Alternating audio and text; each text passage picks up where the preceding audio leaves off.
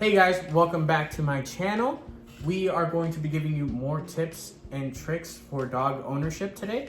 This is our second video, so if you want to see our first one, I will have it linked up here or up here, one of the two sides. So today we are going to jump straight in with the importance of socializing your dog.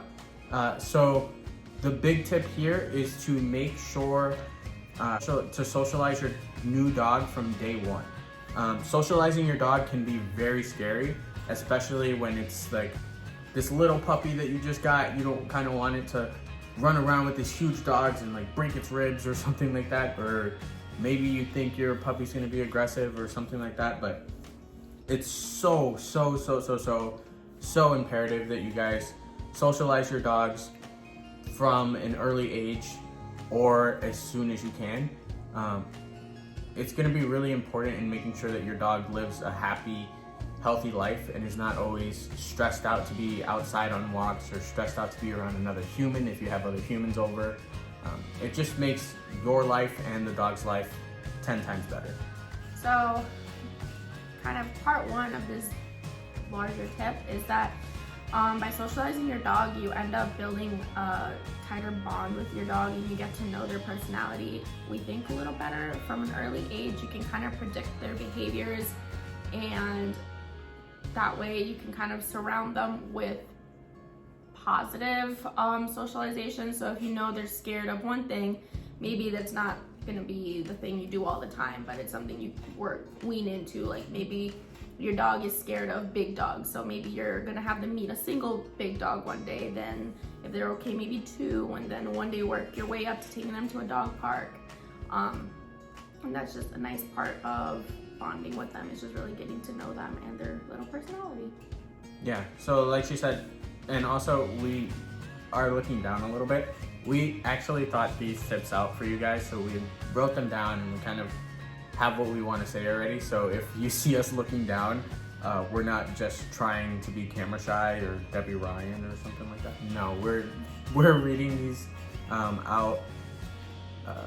Aloud. Probably could do a little bit better of a job at it, but bear with us. We're newbies. So yeah, so going off of that, it's a great experience for you and your dog to be able to get to know each other. So if you're normally an anxious person who's anxious around people, your dog is most likely going to sense that and kind of play off of play off of the things that you yourself have. If you're normally an outgoing person and you want everyone to see your dog right away, they're most likely going to kind of pick off of that and be more enthusiastic and more happy to see people. But I'm not saying like if you are naturally not super social that your dog's just gonna hate everyone. No, that's not how it works. You have some work to do in getting your dog to like people, maybe more so than somebody who is naturally outgoing, but it's not impossible. So I would just say kind of step out of your comfort zone a little bit, go to some dog parks, talk to people. Generally, people who have dogs are understanding and nice and sweet about it. So as long as you are like, hey, my dog is new to the socialization thing and I don't know how they're gonna react, but I would love if like I could meet up with you and have them meet your dog for the first time. Now, when you're having your dog meet somebody for the first time, it's okay to be scared. It's okay if your dog's scared. This is going into our second point here. Your dog might be scared, but don't just say, oh, he's scared, so we're not gonna try that. Say, oh, he's scared, so let's take our time. There's two things you can do. What I did with Blake, he was a little scared. I tossed him into the ring. I said, go have fun, go play, and now he's a social butterfly, and I have to fight to keep him away from other dogs and stuff like that. But Chicago. But he is very social now, and I think a big part of that was that I kind of didn't let him be scared when he was a puppy.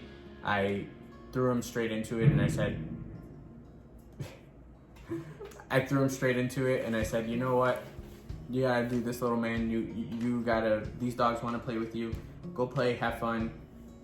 I held off a little bit, and even though he would come and run to me, I would keep picking him up, put him to play with the dogs, pick him up, put him to play with the dogs.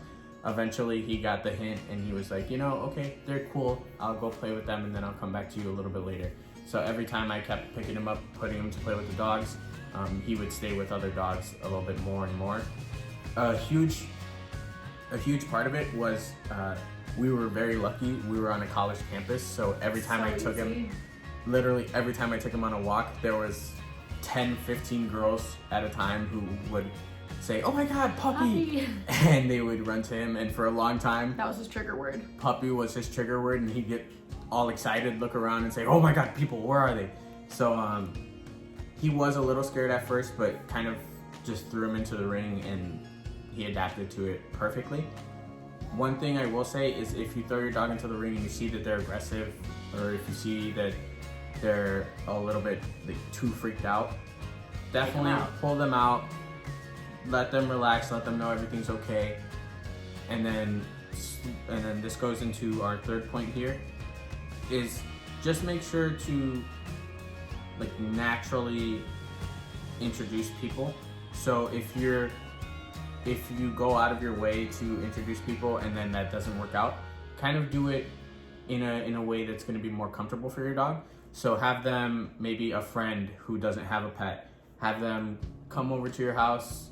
I know right now with COVID that's a little iffy, but in normal times, or if they have a vaccine and you have a vaccine and you guys are wearing masks, have them come over to your house and just slowly introduce them. Have them maybe come in or meet your dog outside, give your dog a treat, and then have them come in, just so that they build that kind of rapport with your dog first. Like, oh, hey, we're not in my zone, and I met this person out there.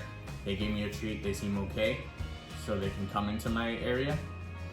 Dogs are very territorial like that, so taking a little step back and letting them know that the person that's about to come into their area is okay, letting them know that can go a very long way.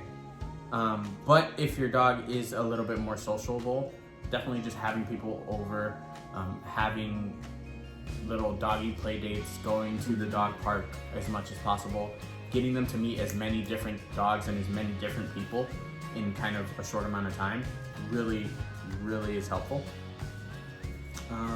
Right away, I think we started socializing him with other, not just like strangers, just because we were on a college campus, it was hard to avoid strangers, but right away he met my friends. Danny took him to his frat house, and I think was kind of instantly a social butterfly when it came to people. So that was pretty easy for us. But when it came to dogs, I think that's when he was a little more reserved, just because he was a puppy and he was a tiny puppy. But we try to get him to play with our family dogs right away. We try to get him to play with our friends' dogs. I know we have a friend who they had a play date when Blake was only a few months old, and they really hit it off, and they're still friends today. And we occasionally take him for a play date. And just kind of keeping up those cute little relationships is also a really nice way to keep them social people. Yeah, it's nice to keep those social relationships, and it's also part of this is also just you getting to know your dog, getting to know, hey, I just got this puppy or I just got this older dog, but they didn't tell me much about his past or anything like that. Hey, I'm walking my dog around and I noticed he doesn't like men. Or hey, I'm walking my dog around and I noticed when things come up from behind us, he gets a little scared. Just getting to know those little things so that you can more easily avoid them, and also maybe sometimes in some cases expose them to more of that thing so that they realize, hey, it's okay. Start associating. For instance, if your dog doesn't like men, which for some shelter dogs, if they were abused by a man, they associate that abuse with any man, so they will not like men sometimes. So, or women. Or even kids. Some kids abuse dogs, and then equal dogs don't opportunity. like kids. So if you notice that a dog is like that, maybe trying slowly to introduce them to more men in your family, where you could try that, like, hey, give them a treat outside, come in, see if they're relaxed, see how that works, and just trying to gradually get them to be more comfortable around the things that they don't like, and also explore things that they don't know. So that's kind of something that's really fun with getting to know any dog. Blake, we socialized him a butt ton, but he's still, he loves women. He loves men too, though. He loves everybody. But he loves women though. but oh, we socialized Blake a butt ton when he was young, but he's still constantly getting to experience new things. Like, he realized he loved water recently, or not too recently, but in the summer. In the summer, he realized he loved water, and now he's like absolutely crazy about water. So just trying to kind of introduce new things to them always. Like, he didn't like water when he was younger. We tried it. He didn't care for the pool. He didn't care for a hose, but then we took him to the beach, I think last summer, not 2020, but 2019, and he really liked it, but he still was not about like a pool or sprinklers or anything like that. Then one day out of nowhere, we were gardening our backyard, and he decided that he liked it, and he went crazy, and ever since then, he loves pools. Like, now we got him like a little kiddie pool, and he loved bouncing around in there, throwing his ball. Taking him to the park, I think, is the first time that he really stuck his paw into a pool, and I think that's what sparked his interest in water. So it's never too late, I think, to show your dog new things, because at this point he was about 2, so already like an adult dog. Yeah, so a big aspect of socializing is not only socializing with people and other animals, it's also activities. It's also new things, new places. If your dog is more so like a country dog, take them to a city, take them to an area that's going to be more noisy, and let them experience that. Because if you don't experience that and then something happens where your area gets a little noisy for a week or so, your dog is going to go crazy. And that's something that you would rather deal with in a controlled environment, like you willfully taking that dog somewhere where they can experience something for the first time, rather than it comes up and then you have to deal with it right there and something bad could happen. For example, Blake literally goes crazy with the hose, so we kind of would have him play with the hose and then take it away. And the reason, have him calm down. And the reason we did that was because if somebody is at the park and they have a hose, we don't want him to go crazy and accidentally bite someone. We want him to be able to know, hey, when this goes away, you leave it alone and you relax. That was his problem, because he's not aggressive at all, but when it comes to toys, you know, if dogs want to bite their toy, they want to go for their toy. Blake tries to go for the hose, not trying to go for the person, but like Danny said, it's not hard to like accidentally nip somebody's hand, and it's like, well, if that happened to one of us, we wouldn't really care, even if it was somebody else's dog, just because we're understanding of things like that. We never know who is holding the hose. Something else, like if you're from Chicago, this is just a little extra. If you're from Chicago and you want to take your dog on doing cool things just so they're not freaked out, I don't know, maybe one day you have to get on an emergency boat, you can get on the speed dog boats at Navy Pier with your dog. You get a discount and they go for free. Blake's a big fan. Maybe Danny will insert a picture somewhere here of Blake on a boat. Maybe. I don't know if I have any, but maybe. I'll send him one. And then, yeah, so that's going to be it for this video. We just kind of wanted to take some time out, let you guys know why we think it's important to socialize your dog from day one. Maybe not exactly day one. Don't like bring them out of an environment that they might have been used to, or in a crazy environment like a shelter, and then bring them to a home and then take them to a dog park. Maybe not that close to day one, but sometime within that first week, making sure that they get out and experience new things. It is going to be something that's scary, especially for you, I think. For me, it was scary to have him play with bigger dogs, but he absolutely loved it after he got to play with some. So yeah, big dog energy. yeah, it's it's something that you as an owner will have to get used to as well. So yeah, that's a great bonding process is making sure that your dog is socialized and making sure that you kind of have those fail safes of, oh hey, I know how my dog is going to react if a skateboard comes by. I know how my dog's going to react if a car honks. Just having all those things in your toolbox so that when they come out, you're ready for them.